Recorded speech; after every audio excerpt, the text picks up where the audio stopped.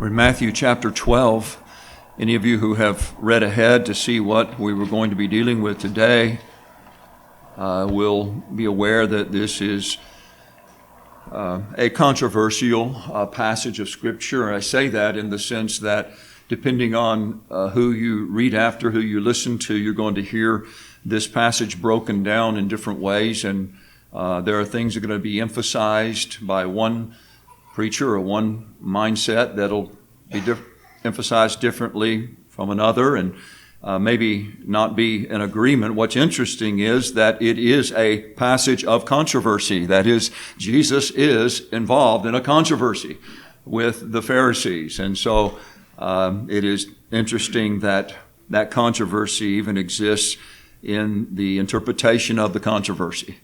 And I hope that the message this morning will be clear enough to you. I'm not going to dive into the controversies. I am seeking to preach this passage at least as I am understanding it, as it is coming to me. And there are a number of things that could be said. In fact, I'm going to have to bridle myself this morning from going off onto maybe you would call it tangents, or we oftentimes call it chasing rabbits. But I want to try to stay focused on the theme that I believe is being presented here in the first 14 verses. And it is a theme that is significant. And as I hope that you'll come to see as I have, the focus is not so much the Sabbath as it is the Lord of the Sabbath. Let's read, beginning in verse 1. At that time, Jesus went through the grain fields on the Sabbath. And his disciples were hungry and began to pluck heads of grain and to eat. And when the Pharisees saw it, they said to him, "Look, your disciples are doing what is not lawful to do on the Sabbath." But he said to them, "Have you not read what David did when he was hungry, he and those who were with him? How he entered the house of God and ate the showbread, which was not lawful for him to eat, nor for those who were with him, but only for the priests? Or have you not read in the law on the Sabbath, that on the Sabbath the priests in the temple profane the Sabbath and are blameless? Yet I say to you that in this place there is one, or something, as some translations have it, there is one greater than the temple. But if you had known what this means, I desire mercy and not sacrifice, you would not have condemned the guiltless.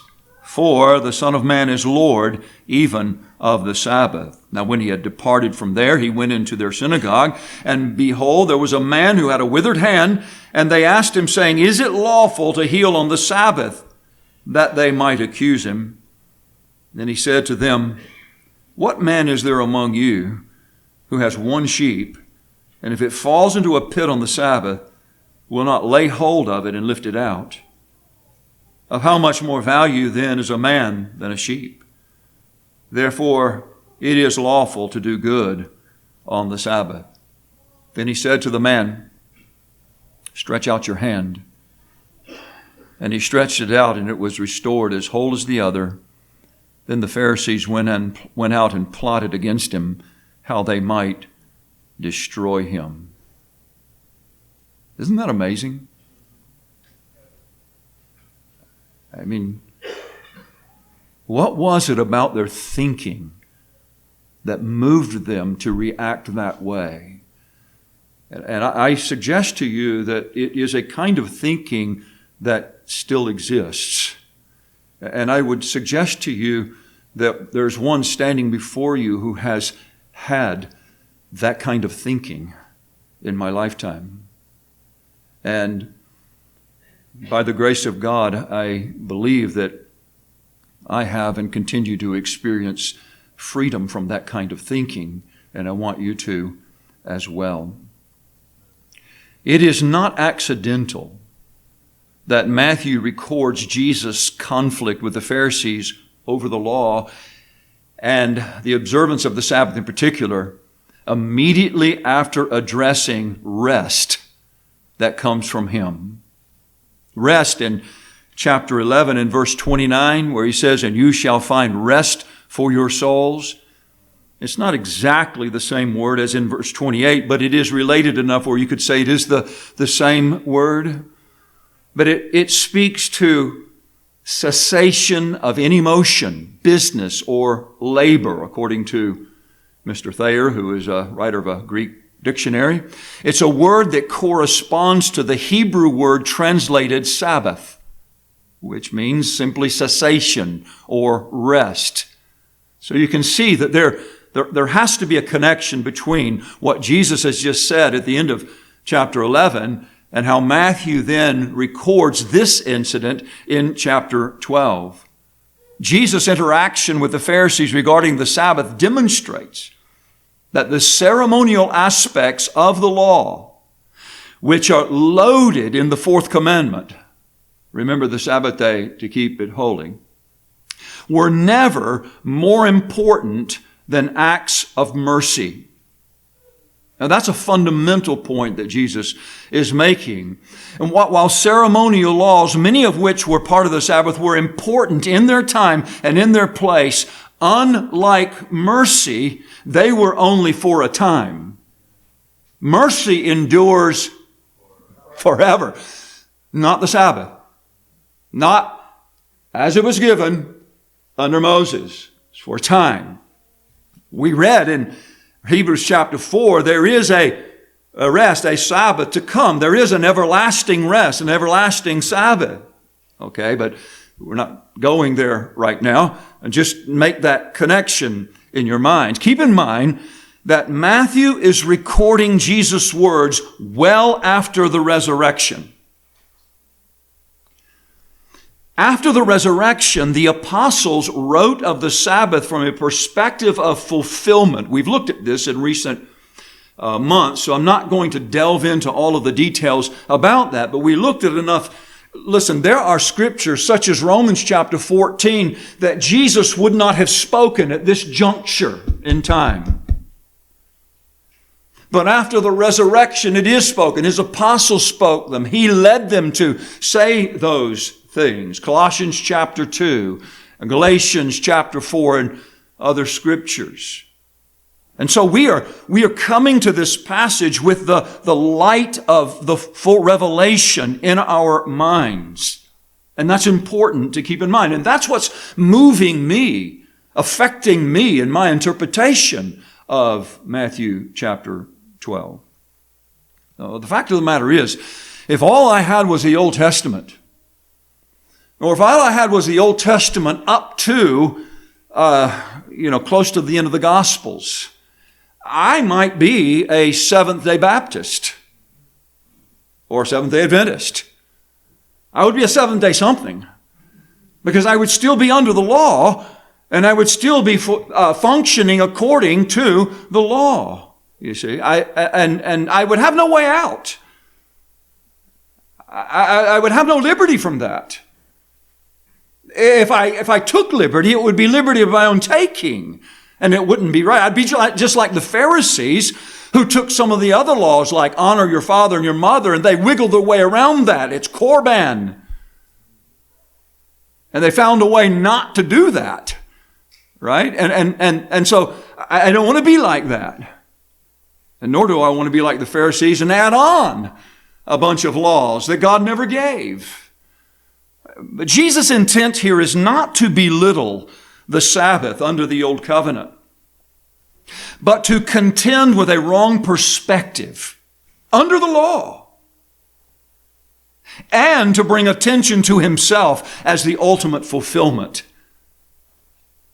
of the law, but of this in particular, the Sabbath. Jesus does not directly say, the Sabbath is fulfilled in me. He does not directly say, I am the rest the Sabbath points to.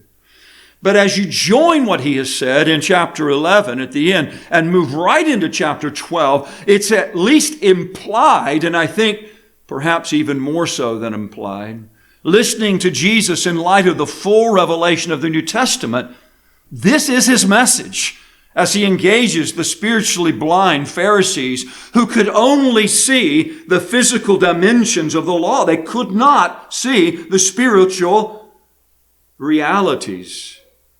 As we heard in the last hour, that the shadows pointed to, and you're going to hear that emphasized again in this hour. Jesus is with his disciples somewhere, likely in Galilee. We don't know exactly where he was, but he's probably somewhere in Galilee. Some say he was coming back from Jerusalem with them. We don't know exactly. But he is with them. He has distinguished himself from the Jewish religious leaders at the end of chapter 11. We saw that last week, who were famous for laying heavy burdens on the people, particularly in relation to the Sabbath. And while it is true that the scribes and Pharisees added layer after layer of do's and don'ts to God's revealed laws for the Sabbath, and were constantly on the lookout for violators, and this, you see this all through the Gospels. The fact is, Sabbath law under the Mosaic economy was strict. Right? It was strict. No work. No servile work is another way it is put. No common, ordinary work. And what was the penalty for work on the Sabbath? Death. Israel, we know, suffered God's judgment under the Mosaic economy because of the violation. In fact, the 70 years in captivity was based upon their ignoring of allowing the land to rest, the land to have a Sabbath. They didn't acknowledge that. The Sabbath was central to Israel's identity. Exodus chapter 31. Exodus 31. And you think about this. I mean, you can understand in a way why the Pharisees were the way they were, or why certain Jewish leaders were the way they were, because of the significance of the Sabbath under the law.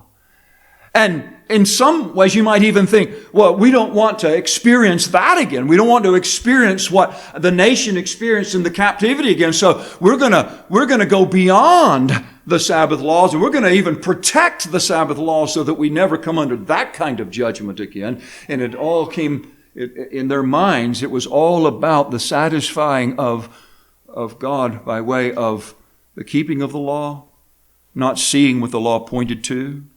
But in Exodus 31, verse 12, the Lord spoke to Moses, saying, "Speak also to the children of Israel, saying, Surely my Sabbaths you shall keep, for it is a sign between me and you throughout your generations, that you may know that I am the Lord who sanctifies you.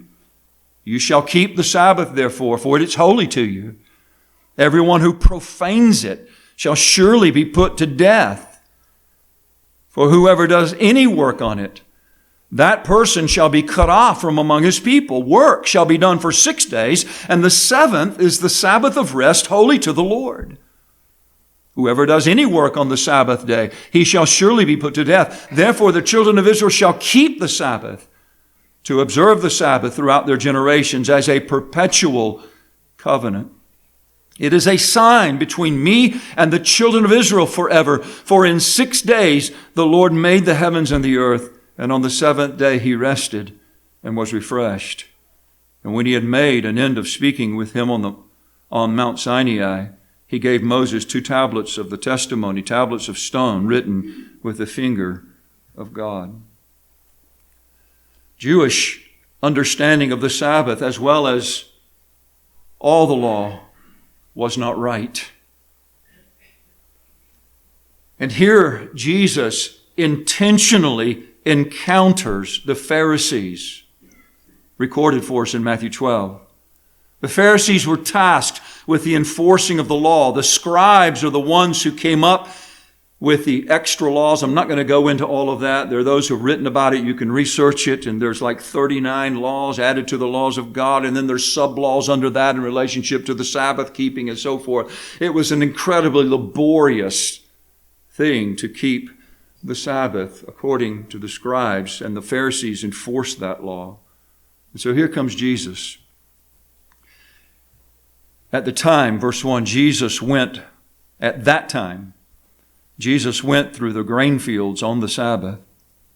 Now he's doing this intentionally. I mean, he's not just wandering around on the Sabbath, and happens to end in the grain field, and Pharisees happen to be around. This is intentional. Okay? The scriptures say we shouldn't be a stumbling block. Jesus intended to be a stumbling block. That's who Jesus is. In fact, he is a stumbling block for folks like this. All right? At that time, Jesus went through the grain fields on the Sabbath, and his disciples were hungry and began to pluck heads of grain to eat, which, by the way, I'm not going to get sidetracked. Like I said, there's so many thoughts that I could give. Let me stick with the passage here. And when the Pharisees saw it, and Jesus knew they would see it. When the Pharisees saw it, they said to him, "Look, your disciple," it's like he cast the bait and they took it. "Look, your disciples are doing what is not lawful to do on the Sabbath day." You can just picture them pointing to the disciples. Look at them. You're their master. You're their teacher. Look at what they're doing. And then after this first segment, you would think, okay, Jesus didn't want to deal with that anymore. He's going to rush off and deal with something else. No, he goes in verse 9 directly into the synagogue on the Sabbath. It seems clearly to be the same day. Now, when he had departed from there, he went into their synagogue for another round, another confrontation. It's as if he walks into the line of fire. That's why I say this is intentional, this encounter. Now, Jesus was not confronting the Pharisees simply because of their extended, burdensome list of rules for Sabbath keeping, as if to say, if they would get rid of their list, all would be fine. That's not really what Jesus is doing here. And you read some folks and you get the impression that's all that's happening here. Jesus is just clarifying how the Sabbath is supposed to be observed. I don't think that's ultimately the point. Although that is a point, it's not ultimately the point. While Pharisaical additions were burdensome, the more fundamental problem was that they did not properly interpret the law and the prophets. They did not see the spiritual truth to which all the law pointed, especially in the physical, ceremonial aspects of the law, the Sabbath in particular. These Sabbath day encounters provided Jesus opportunity to bring proper attention to himself.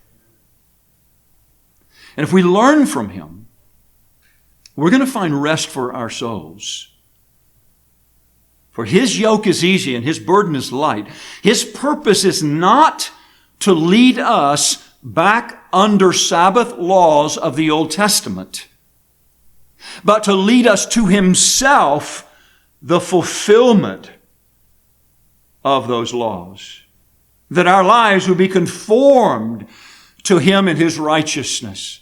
And that we would even come to the law held by his hand to learn from the law, meaning the Mosaic law, everything we are to learn from it and to implement into our lives. That's what John Gill would say. Come to the law. Receive the law from the hands of Christ. If you do that, you may mess up on some of the details, but you won't go wrong if you will come to the law, if you receive the law from the hands of Christ. You see, if you see the signs, the song that we sing sometimes at the Lord's Supper, if you see the signs but see not him. And that's the problem with the Pharisees. They were looking at the signs, but they weren't seeing the him of the signs.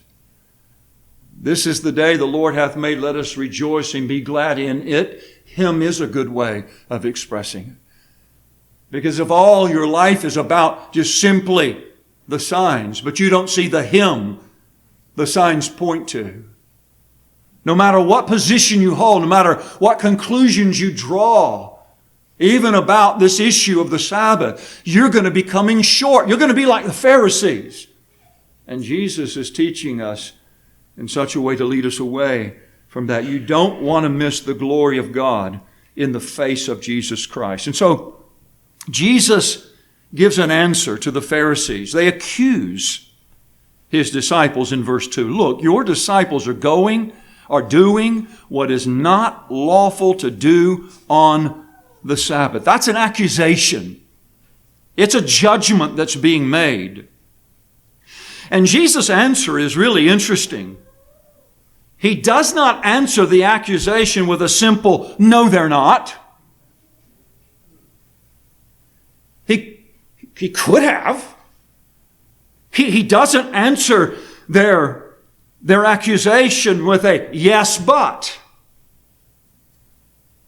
But rather, He chooses a couple of passages on His way to the answer. He chooses a couple of passages that will, in fact, justify His disciples' action. But as I've already hinted at, I believe we're saying much more. In verses 3 and 4, He said to them, have you not read? He knows they've read it. That's the whole idea. The way He says this, He's saying, you know the Scriptures. You've read it. And Jesus did this often, didn't He, with religious leaders of the Jews, like Nicodemus and others. You've read, you know what the Scriptures say. Have you not read? And then He refers to 1 Samuel chapter 21 and verses 1 through 6. And I have done it again. I printed out those verses and I didn't bring it out with me. So if we may have to turn to some scriptures that I was going to just read to you today. I'm not going to turn to 1 Samuel 21, at least not now, maybe not at all. But you can go back there and find what Jesus summarizes here. Have you not read what David did when he was hungry? He and those who were with him. David was fleeing from Saul. He'd been anointed king. And he was fleeing from Saul. He came to Nob, which was a place where the priests were, the tabernacle was, showbread was involved, and there were 85 priests, and you may remember the story. Those 85 priests were killed, save one, Abiathar. And so David comes, and he's hungry, and his men are hungry. Verse 4 says, he entered the house of God and ate the showbread, which was not lawful for him to eat, nor for those who were with him, but only for the priests.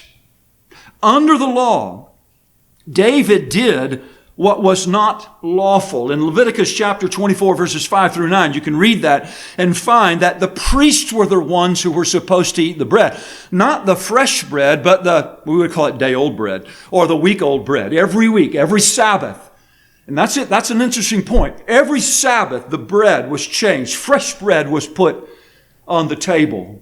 And the old bread was taken off, and the priest ate the old bread, fresh bread, every week. Which leads me anyway, to believe that encounter that David had with Ahimelech, the priest, as he's fleeing from Saul, was actually on a Sabbath day.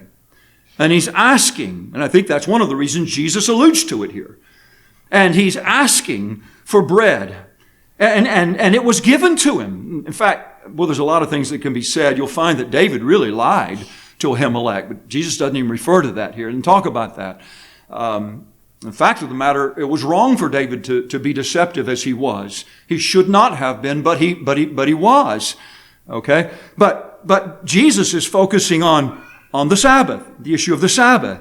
And so David did what was, Jesus says, not lawful. Now, there are people who have written reams trying to show that really what David did was lawful. He wasn't going against it. But Jesus says, you can't get any clearer than this. He entered the house of God and ate the showbread, which was not lawful for him to eat. Jesus clearly says that. It was not lawful. Only the priests were to eat that. David was not a priest.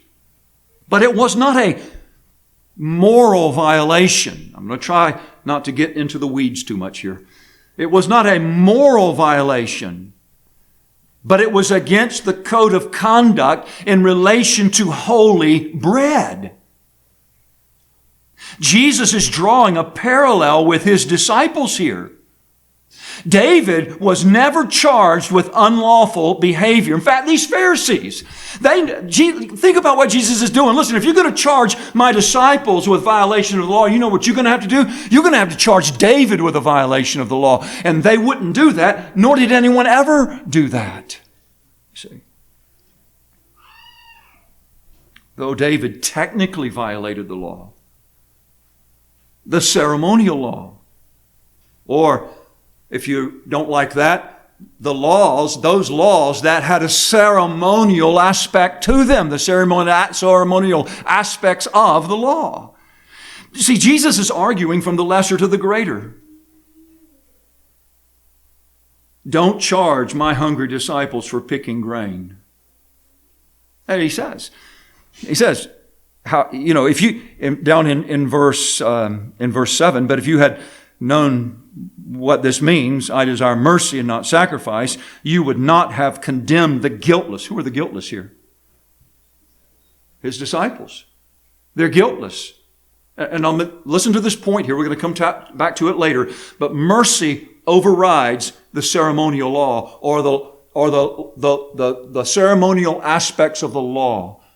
I don't see that mercy overrides what I'm understanding to be the moral aspects of the law, or that law that is not time-oriented, those laws that are timeless, as we've talked about in previous sessions.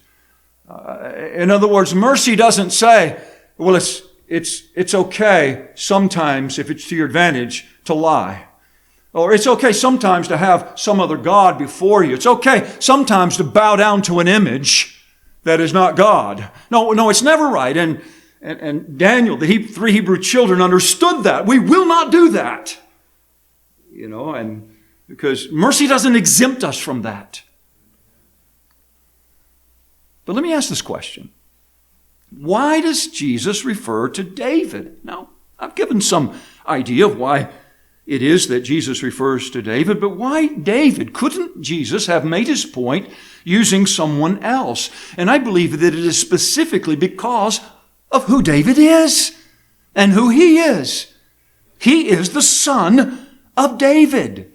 And this is a major point that Matthew makes. He begins the gospel with this, the book of the genealogy of Jesus Christ, the son of David. Later on in chapter 9, Matthew records the two blind men who are following, who cry out to Jesus and say, Son of David, have mercy on us. He is the son of David. Now remember, at Nob, on the run from Saul, David was at that point anointed king. The incident at Nob is in Exodus 21. The incident of him being anointed king is in chapter 16. And listen to these words. Why am I saying Exodus? 1 Samuel, I'm sorry. You guys are sitting there thinking he's messed up. And I am. 1 Samuel chapter 16, verses 12 and 13. Listen to this.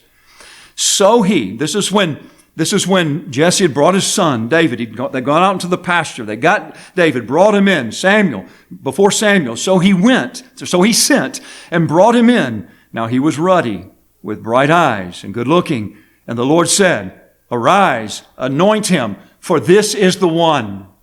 Anoint him, for this is the one. Now listen.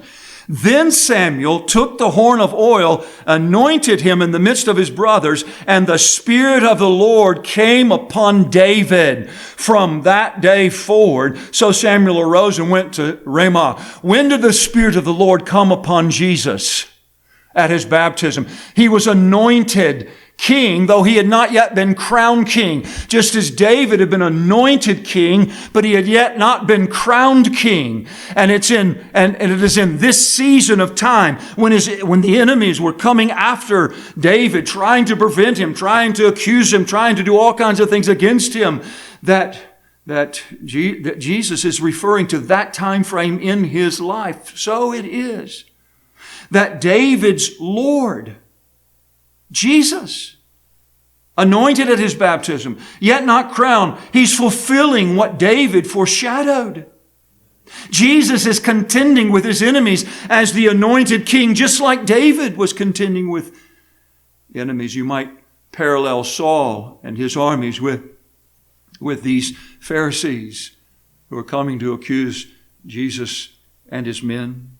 But it gets even more clear in verse 5. When he ends verse 4 by saying that it was only for the priests, and that seems to motivate this shift to verse 5. Or have you not read in the law that on the Sabbath the priests in the temple profane the Sabbath and are blameless? So here you have a more pointed reference to the work of the priest on the Sabbath. Work that was forbidden ordinarily, but permitted by the law, because it was temple work. In Numbers chapter 28 and verses 9 and 10, here's what the law said. And on the Sabbath day, 2 lambs in their first year, without blemish, and 2/10 of an ephah of fine flour. This is what the priests were to be doing as a grain offering mixed with oil with its drink offering. This is the burnt offering for every Sabbath besides the regular burnt offering with its drink offering. So on the Sabbath, there was an increase of the work that the priests were supposed to do in relationship to the offerings made to God. When the temple, that was before the temple. That was the law. When the temple was built in 1 Chronicles chapter 23 and verse 31, we find these words. And this is the activity of the priest. You can read the whole chapter if you want. But at every presentation of a burnt offering to the Lord on the Sabbaths and on the new moons and on the set feast by number according to the ordinance governing them regularly before the Lord. So this was the activity of the priests on the Sabbath. And Jesus says this. They did this, profaning the Sabbath, it says. And yet they were blameless. That's interesting. And maybe there's more to this than I'm grasping. But what it does say to me is that these were acting on behalf in the stead. They were priests. They were priests. And you know what that foreshadows, don't you? We heard that in the last hour. It foreshadows Christ. And they were offering in the temple, doing work in relationship to these offerings, which would have ordinarily been a profaning of the day, a profaning of the Sabbath, a desecration of that which was holy. But it was not, because according to the law, there was an exception. And so they were blameless. They were doing work that foreshadowed the priestly work of Jesus. They did this in the temple and on the Sabbath, all of which pointed to Jesus' priestly work on behalf of his people. So what is Jesus saying here? He immediately says in verse 6, "Yet I say to you." So he could have stopped right there, and I suppose the point would have been made, okay, my disciples are not doing what is wrong. I'm out of here. But he continues because he gets more pointed here. "Yet I say to you that in this place there is one greater than the temple." In this place, in this spot, what is Jesus saying? In this place, in this spot, There is one. There is something. There is one greater than the temple. Now, did they understand exactly what he was saying as he was speaking? I don't know. But we do understand what he's saying. Standing directly before you is one or something greater than the temple. To a Jew, listen, to a Jew, nothing was greater than the temple. The temple and the Sabbath connected with the temple were two of the most sacred things in all the Jewish economy and the Jewish mind. Circumcision would have been the other. And these were the things that Jesus had to deal with more than any other. By the way, Paul did as well. Because they were not seeing the spiritual significance of those things. And Jesus is standing there.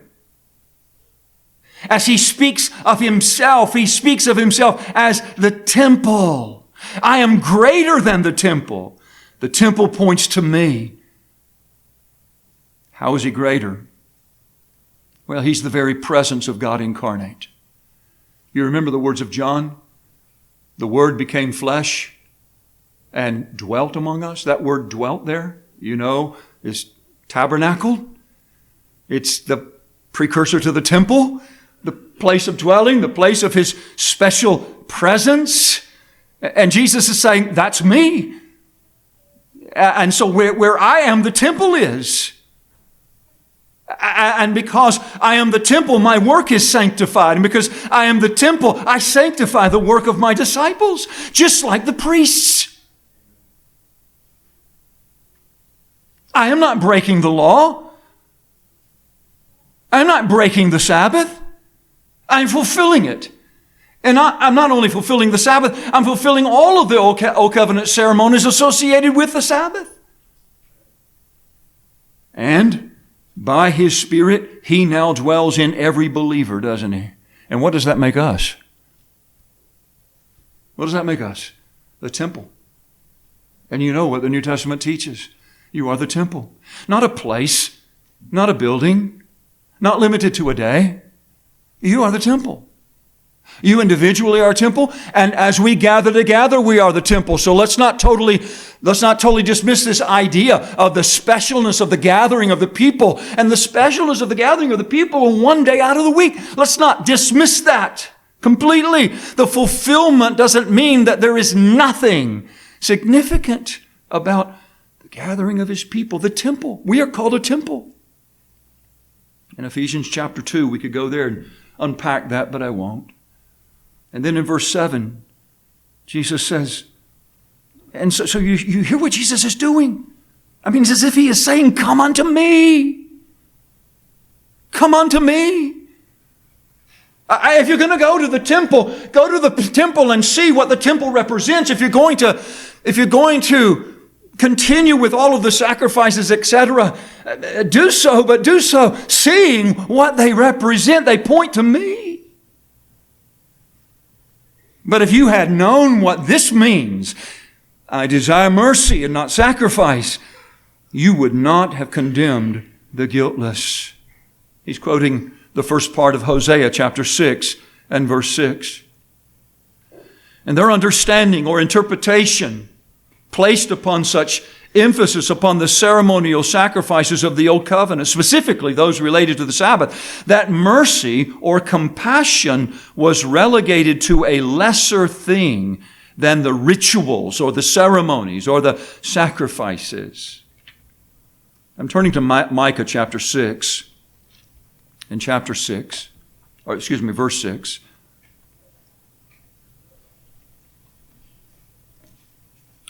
Sacrifice, as it's used here, back there in Matthew chapter 12, the word sacrifice that Hosea uses is representative of the shadowy rituals of the law. And the Sabbath was, all the laws associated with the Sabbath were at the center of that. And Jesus is not saying the ceremonial system under Moses was unimportant.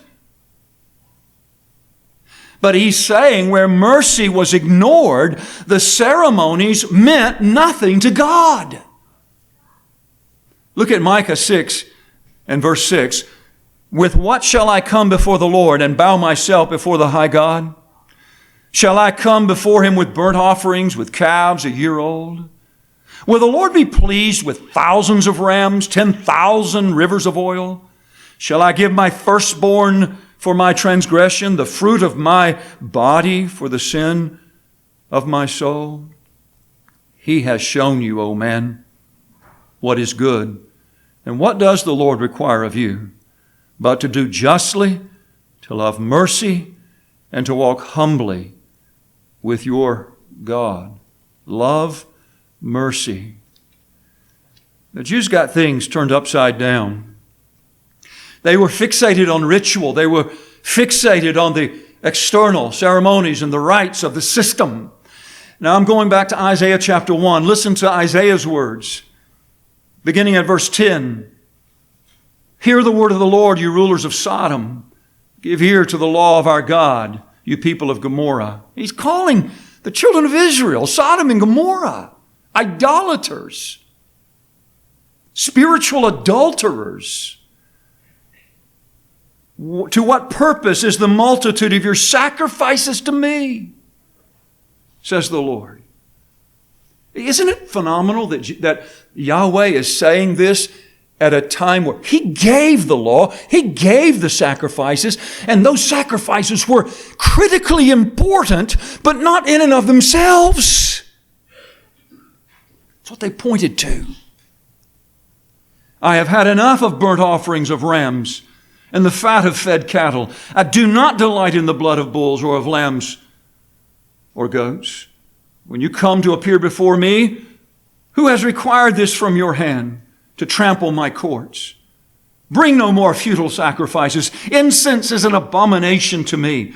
The new moons, the Sabbaths, and the calling of assemblies. I cannot endure iniquity and the sacred meeting. That's not post-resurrection. These are pre-resurrection words. This is under the law. Your new moons and your appointed feasts, my soul hates. They are a trouble to me. I'm weary of bearing them. When you spread out your hands, I will hide my eyes from you. Even though you make many prayers, I will not hear. Your hands are full of blood. Wash yourselves. Make yourselves clean. Put away the evil of your doings from before my eyes. Cease to do evil. Learn to do good. Seek justice. Rebuke the oppressor. Defend the fatherless. Plead for the widow. And quit your foolish ritualistic religion. Stop it. I'm not pleased with it. And so here Jesus stands before these Pharisees. Jesus stood on earth in that spot, mercy incarnate. His sacrifice for sinners was the ultimate act of mercy, was it not? The ultimate act of compassion, the ultimate act of love. True. But listen, His journey to the cross was filled with demonstrations of compassion. His mercy and compassion didn't begin on the cross. In fact, in the incident we're looking at, He even permitted His hungry disciples to pick grain and eat on the Sabbath. And He didn't say, hey, don't do that. People are going to misunderstand. People aren't going to understand. Don't do that. Don't do that. No, He showed mercy. And often He healed on the Sabbath. In fact, I forget the numbers, but I think almost every healing that Jesus did was on a Sabbath. That's everything He did on the Sabbath. Just about everything He did on the Sabbath included healing, would be a better way of saying it. And had the Pharisees understood mercy, this encounter would have not happened. Isn't that what Jesus says? He says that in verse 7, but if you had known what this means, I desire mercy and not sacrifice, you would not have condemned the guiltless. We wouldn't be having this conversation right now.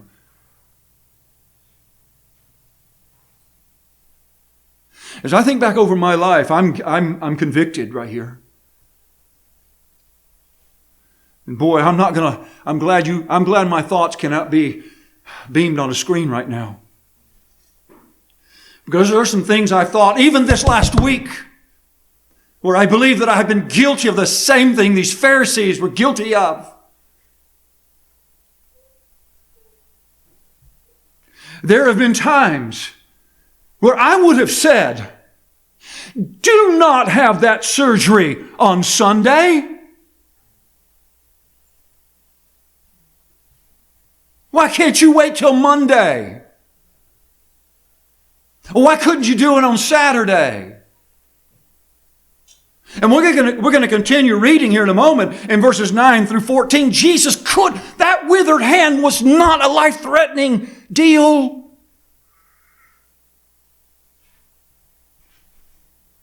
Right? He could have pushed it forward in order to preserve the sacredness of that day. But he's saying something to us. Mercy. Mercy. Be willing to show mercy. And before you're quick to judge, regardless of what your view of the Sabbath, the Lord's Day, first day, no day, regardless of what read Romans 14 again. Let's not condemn, let's not judge. But at the very least, how about thinking the best, and how about cutting slack, and how about going to the person and seeing, or thinking this way, surely there's a reason why they're doing what they're doing the way they're doing it. Mercy. That's the way Jesus was. And then in verse 8, he says, boy, this what a clincher for. For, he's given, because, this is the explanation. For, the Son of Man is Lord even of the Sabbath.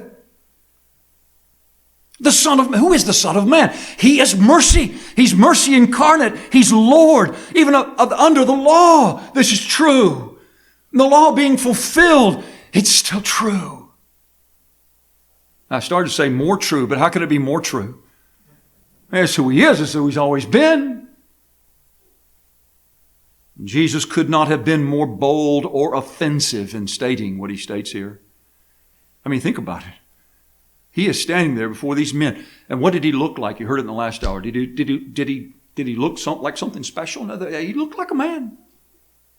And he's standing there before these Pharisees and saying, for the Son of Man. You think they knew who he was referring to? He was talking about, I think so. This is one of the things that moved them ultimately when he did what he did in healing. It just sort of was a straw that broke the camel's back. But at that point, they began to plot how to destroy him. And the rest of the gospel is going to be this kind of contentious encounter with these Pharisees on his way to the cross. For the Son of Man is Lord even of the Sabbath. Do you hear what he's doing here? He's giving a reason for absolving. He just said in verse 7, you would not have condemned the guiltless. He's saying, my disciples are not guilty.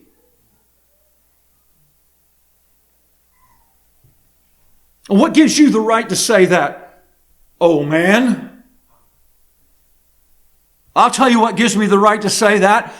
Jesus is saying, I am the Son of Man, and as the Son of Man, I'm the Lord of the Sabbath. Who gave the law? God did. Who is Jesus?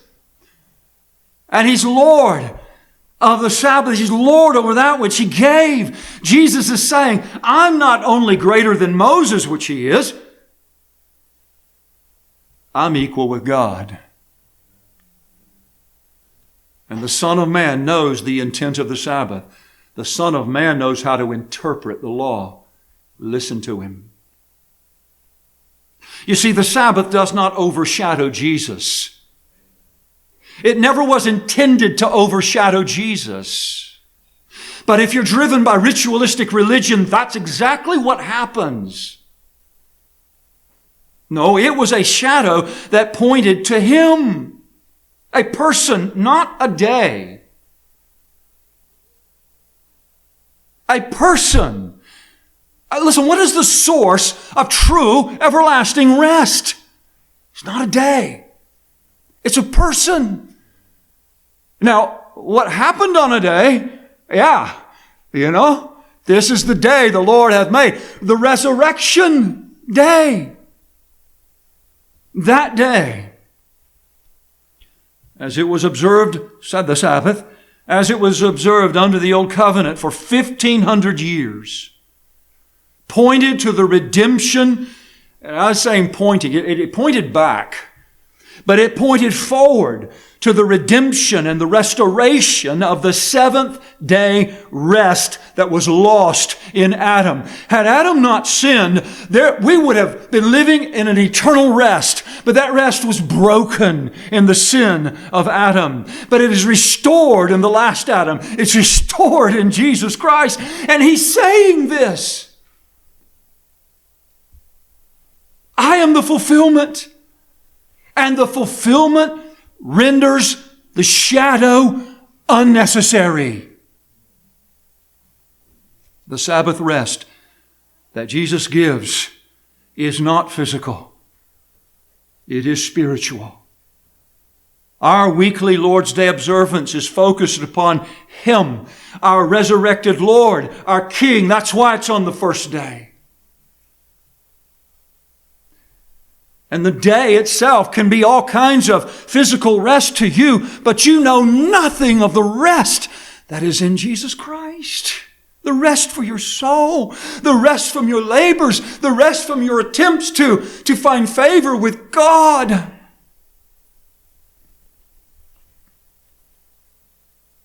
The restrictions of the law for Israel under the Old Covenant are not the restrictions for us under the new. And Jesus confirms His position as Lord of the Sabbath, the fulfiller, the sovereign, in those verses 9 through 14. And I won't say much here. I don't think I need to say much. I think we can read those and see the point. Now, when He had departed from there, He went into their synagogue as if to confront the issue head on. As if He didn't already. Behold, there was a man who had a withered hand. And some, did they set this up? Did they put him? I don't think so. But I'll guarantee you, Jesus knew the man with the withered hand was in there. And He went to the synagogue. And they asked Him, saying, is it lawful to heal on the Sabbath? And perhaps it was because Jesus was looking with compassion, with mercy upon the man with the withered hand. That's Jesus, you see. Right? Isn't that what we learned back up in chapter 11? Take my yoke upon you and learn from me, for I'm gentle, meek, and I'm lowly in heart. I'm approachable. I'm at a level where I'm reachable. I touch people like you, needy people, withered hand people, withered soul people. Jesus touches.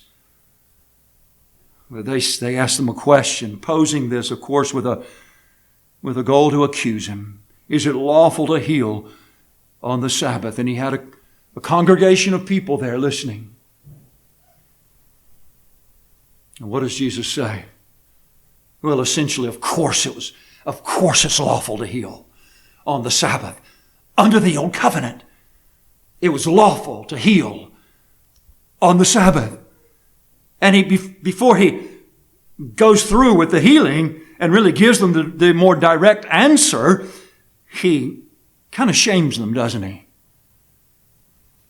He says, what man is there among you who has a sheep, one sheep? And if it falls into a pit on the Sabbath, will not lay hold of it and lift it out. And listen, no matter what the laws of the scribes said, Jesus knew the character, He knew the lives, He knew what these Pharisees did. And that's why He says this. He knew that they did this. And He says, of course they would do this. That's what you do, even for an animal. And then He says, of how much more value then is a man than a sheep. Jesus, have you noticed in His life, He was always comparing the value of the animal life to human life? And so just, shut the argument down. There is no argument. Humans are more valuable than the rest of the animal kingdom, right? Humans are more, you would think that's a no-brainer, but we're living in an age where nothing's a no-brainer anymore. But Jesus is It's a clear, obvious point. Conclusion, it's lawful to do good on the Sabbath.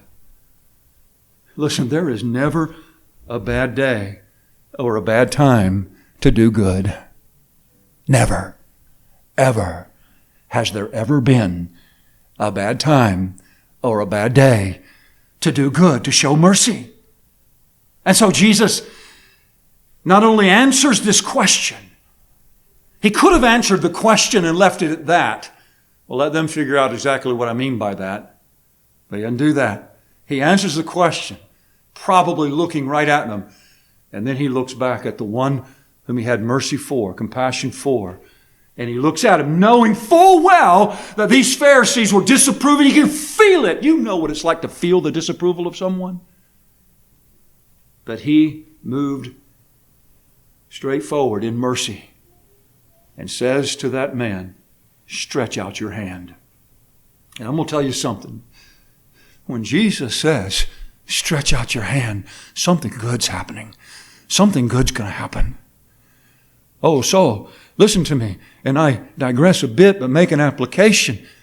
Listen, if you hear the gospel plea, if you hear the Savior saying, come unto me, if you're hearing that, I'm telling you, something's good. Something good's about to happen in your life. If you hear those words from Jesus, the Savior, the healer, the deliverer, the Lord of the Sabbath.